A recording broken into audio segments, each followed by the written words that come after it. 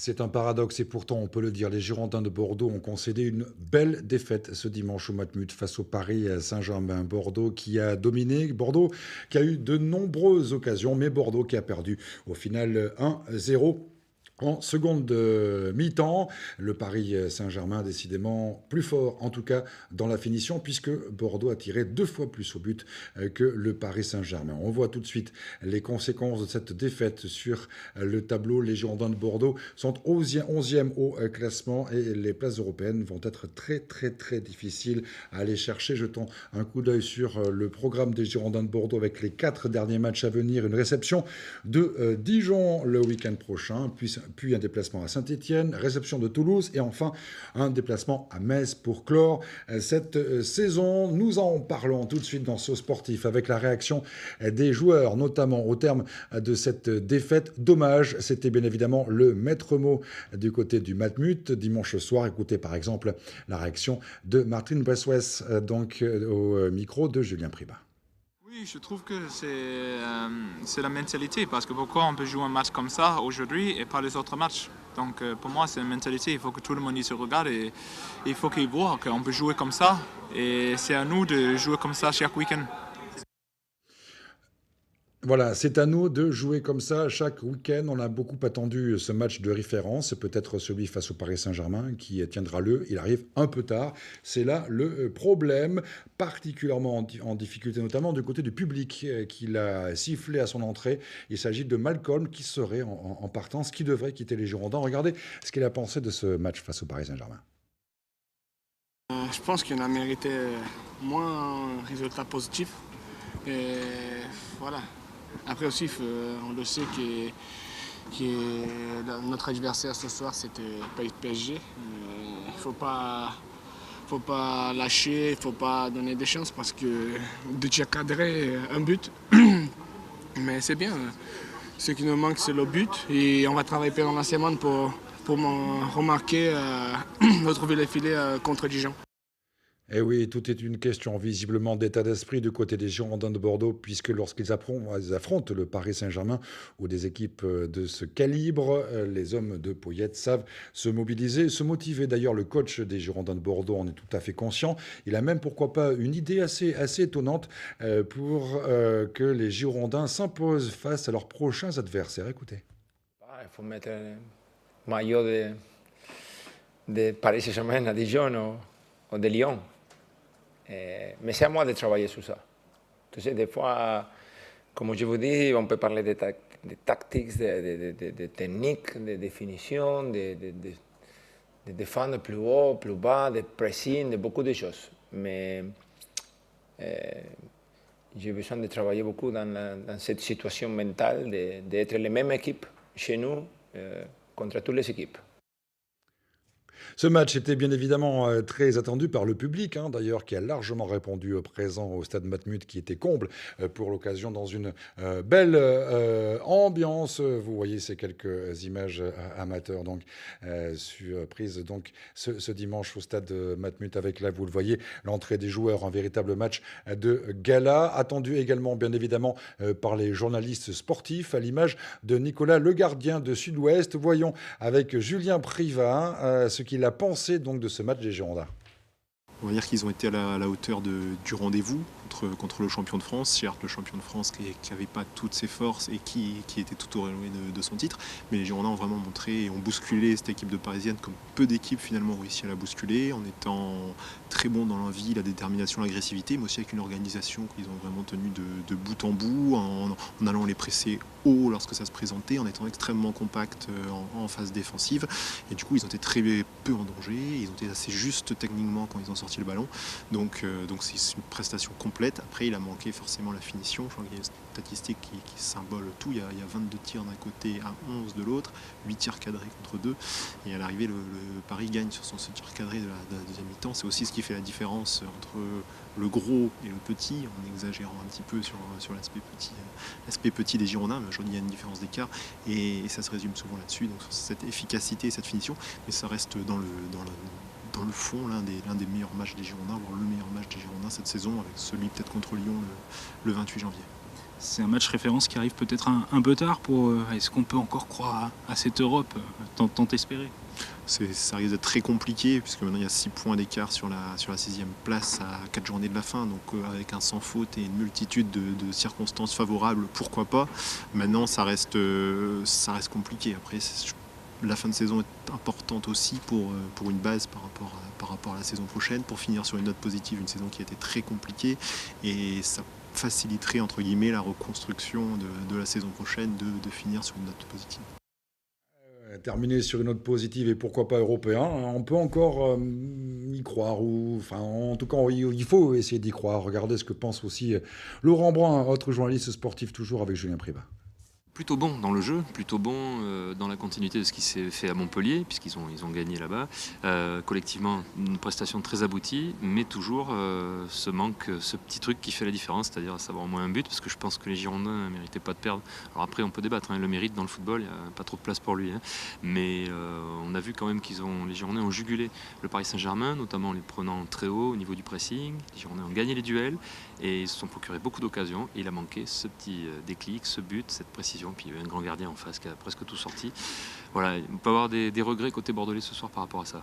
On a senti des Girondins qui avaient de l'envie, 22 frappes. Je crois que c'était plus arrivé depuis au moins quelques années, nous qui regardons assez régulièrement les matchs.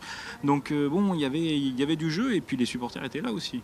Oui, il y avait beaucoup de supporters parisiens, mais le public bordelais a répondu présent. Je crois même, j'ai pas vérifié l'information, mais je crois que c'est le record du stade pour les Girondins depuis que le stade est construit, sur un match de foot même. Donc oui, le public était là, il apporte toujours son écho et son dynamisme, mais ça n'a pas suffi et les Girondins ont quand même livré un bon match malgré je dirais le talent parisien, parce que même si j'ai cru entendre par-ci par-là que Paris avait fini en roue libre et n'avait pas joué, moi je suis pas tout à fait d'accord avec ça. Je trouve que Bordeaux a su quand même contrecarrer les plans parisiens.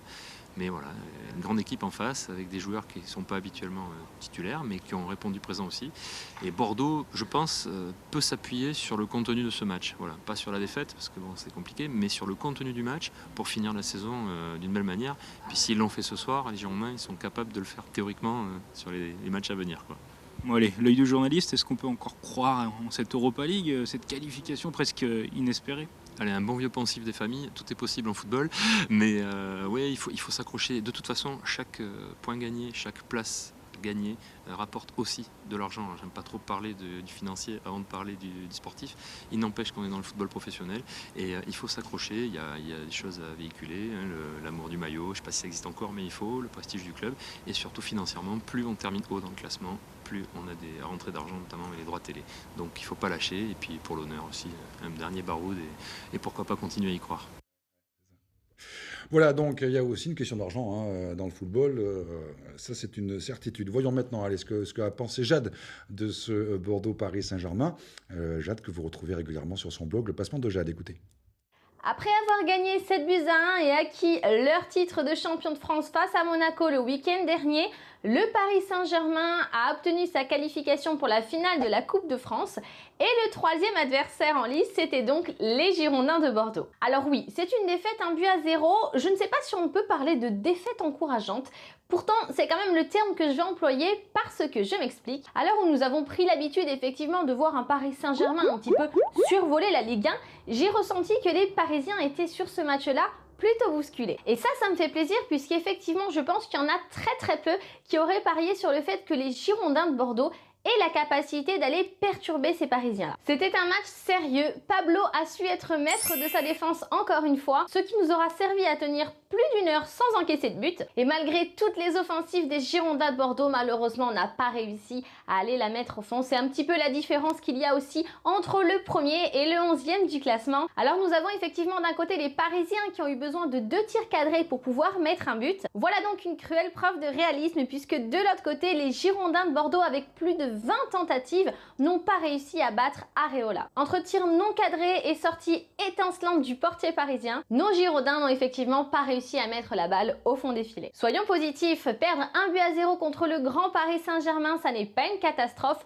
En plus, je pense que ce score est loin d'être mérité. Et même si on le sait, l'Europe s'est un petit peu envolée avec cette défaite-là, l'honneur est encore à sauver pour pouvoir être positionné dans la première partie du classement. Rendez-vous la semaine prochaine pour le match face à Dijon. Face à Dijon, ce sera face à Dijon, regardez, il est là, il est énorme, hein, très sincèrement, c'est la mascotte des boxeurs. Pourquoi? Parce que Stéphane Tartari, dans un moment, va nous parler un petit peu de cette fin de saison du côté des boxeurs avec vous le dites de ce Oui, il est gentil. Il est gentil? Il est calme, c'est bon. Ok. Nous avons beaucoup parlé de foot professionnel, parlons maintenant du foot amateur avec notre rendez-vous désormais hebdomadaire avec la passe vidéo et Pierre Husson qui est à mes côtés. Alors, message personnel à l'attention des Girondins de Bordeaux, si vous cherchez un attaquant, non, c'est pas pour tout de suite. Bon, allez, parlez-nous un petit peu des belles actions sur les terrains amateurs de ce week-end grâce à votre application, la passe vidéo. Exactement. On y va, on va voir ça. avec la passe vidéo du week-end. Alors, on va voir ça. Alors, donc on commence sur le terrain du Bouscat qui reçoit Port-Saint-Marie. Alors, corner pour le Bouscat. Oui. Pour un match vraiment très haletant. Hop, on enchaîne, corner repoussé, entrée de surface, reprise de volée magnifique et parade du gardien. C'est splendide, ça aurait pu être le but de la semaine, mais on sait aussi faire briller les gardiens. Il y a un gardien qui a fait du mal dimanche dernier, c'est celui de Paris Saint-Germain. On va pas en reparler, s'il te plaît, on Bastien. va en parler, d'accord. On avait élaboré un peu les fails la semaine dernière dans la minute de la passe vidéo. Les ratages. Dans le même rôle, le gardien, le crochet qui ne passe toujours pas, et cette semaine, l'attaquant est plus prompt et vient inscrire le but. Le gardien, il se fait dribbler, donc. C'est un petit peu gênant. Ok, c'est ballot. Alors on file à Chambéry, pour le RC Chambéry qui reçoit Montpont, toujours en R4. Alors dans la catégorie fail, je crois qu'on tient notre gagnant. Non, on ne s'est pas trompé de sport, c'est bien du football. Admirez la reprise de volée. Ah oui. Voilà. Oui, mais c'est transformé, c'est 3 points ça. C'est 3 points en rugby, logiquement. On va finir sur une belle note avec le milieu de terrain du Bouscat qui va mystifier la dépense de Port-Saint-Marie avec un crochet ravageur, le centre est au cordeau, la reprise de volée est magnifique entre les jambes du gardien, ça fait but, c'est splendide. Bon, alors en général, quand Pierre vient ici, on parle football, alors Franck Siassen, l'autre compère de la passe vidéo, dit « c'est quoi, on parle toujours de foot, il y en a marre, moi je parle de rugby ». Alors on dit « bon, alors d'accord, alors on va parler rugby, voyons un petit peu les... » Un petit peu marre du foot, on est d'accord. Non mais c'est bien, après on parle de... Allez-y, parlez-nous un petit peu de rugby. Il s'est passé des choses ce week-end, et en particulier à Gradignan, où c'était les finales du comité Côte d'Argent. Oui. Là, c'est l'essai qui a été sélectionné aussi par Sud-Ouest comme essai de la semaine, avec une jolie percée du centre qui va aller aplatir derrière les photos et presque dans les lignes. Voilà, donc ça c'était un Bouscaté, et là les Bouscatés vont avoir le titre grâce aussi à Cestas qui joue en rayé et qui veut relancer de son but, et là c'est l'essai casquette. Ah oui, non, ça c'est pas bon. C'est un essai casquette. Ça c'est pas bon ça. Et on va changer de match, mais on va rester à Gradignan puisque c'était toujours les finales du comité Côte d'Argent. Et là, on va voir un petit peu en bleu Cestas envers Gradignan. Ça va ouvrir vers l'ailier directement. Et là, par contre, ça m'a rappelé mes belles années de rugby. Le problème des ballons de rugby, on vous l'a dit et répété, c'est qu'il est pas rond. C'est vrai. Et là, on va avoir quelque chose de magnifique aussi. C'est le numéro 10 qui se replie, qui va contourner ses vis-à-vis, qui va relancer. Et là, il va tomber directement sur le 3. Un gros. Il est allé chercher le 3. Ah non, mais si il essaie de passer là où il y a des gros, c'est plus compliqué. Le pilier l'attendait. Oui, il faut faire attention quand un pilier vous attend en général, sauf si c'est un pilier de barre, mais il vaut mieux faire attention quand on est sur un terrain de rugby. En tout cas, il l'a bien trouvé. Merci beaucoup, en tout cas, messieurs. On ne parle pas des Girondins de Bordeaux avec vous, Pierre Husson, ça va vous énerver. On peut reproduire la même envie. Contre Dijon, à force se motiver quand même. Allez, Stéphane Tartari, bonsoir. Merci beaucoup d'être là. Puisque un petit peu plus loin en ce moment, il y a Sud-Ouest qui reçoit toute l'équipe des boxeurs. Parlez-nous un petit peu de cette saison folle avec, encore une fois, ce presque dommage en finale Ligue Magnus. Non, mais c'était important. C'était notre 3e saison en Ligue Magnus. L'année dernière, on avait perdu en demi-finale de Coupe de France et de championnat. C'était bien de confirmer. C'est pas évident de confirmer. Cette année, on a connu un peu la même saison. Une saison régulière un peu plus difficile, mais des playoffs assez magiques où on est passé d'un cheveu pour aller...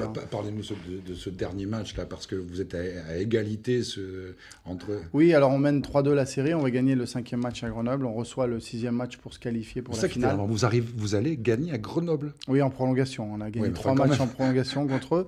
Et c'est vrai que là, la confiance s'est un peu inversée. On mène 2-0 à Mériadec, dans une ambiance de folie. Ça va être extraordinaire, parce qu'il n'y est pas pour rien, notre ami boxeur. Il ne faut pas l'énerver, invisiblement. Boxy, mais l'ambiance, il est là tous les matchs. Attention, il fait les photos, il est très gentil, il faut le dire aux enfants. C'est vrai, il est gentil ? Très gentil, très gentil. Ouais.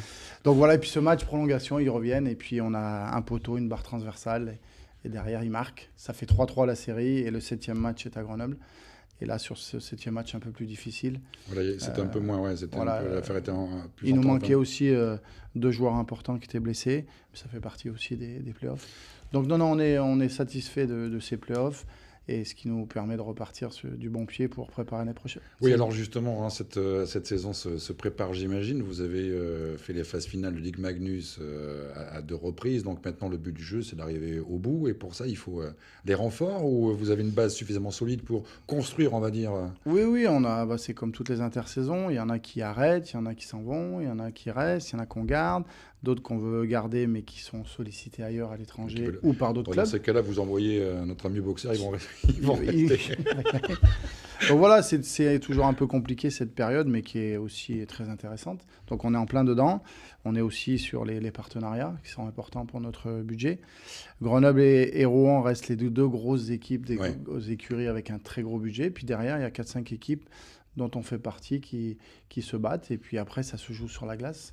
Il n'y a pas que l'argent, mais ça aide quand même à faire une belle équipe. Les boxers encore et toujours une belle histoire avec une énorme ambiance, vous l'avez évoqué Stéphane, et pas d'ailleurs uniquement lors des phases finales de Ligue Magnus, mais c'est vraiment à chaque match à domicile, il y a vraiment une ambiance de feu. Si encore vous n'avez pas été faire un tour du côté de la patinoire de Mariadec un soir de match, sincèrement allez-y parce que c'est du beau spectacle et vous pourrez faire un selfie avec notre ami. Il a un petit nom notre ami Boxy. Boxy, c'est marqué dessus. Et 33, c'est pour la région. Oui, Boxy 33, ok, ça c'est bon. 33, j'avais vu à peu près. C'est bon. Non, mais attendez, ça rigole pas. Encore un petit mot sur la prochaine saison. C'est plutôt sympa parce qu'Anglette c'est qualifié, donc deux clubs de Nouvelle-Aquitaine. Bah oui, nous, il y a 3 ans, on s'était quitté en finale sur une finale mémorable contre Anglette. On avait eu la chance d'être champion.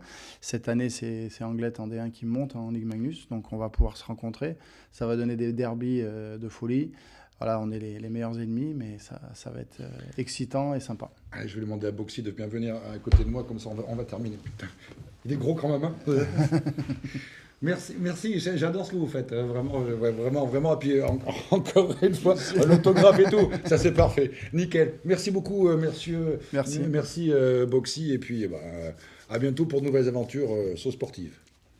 Merci.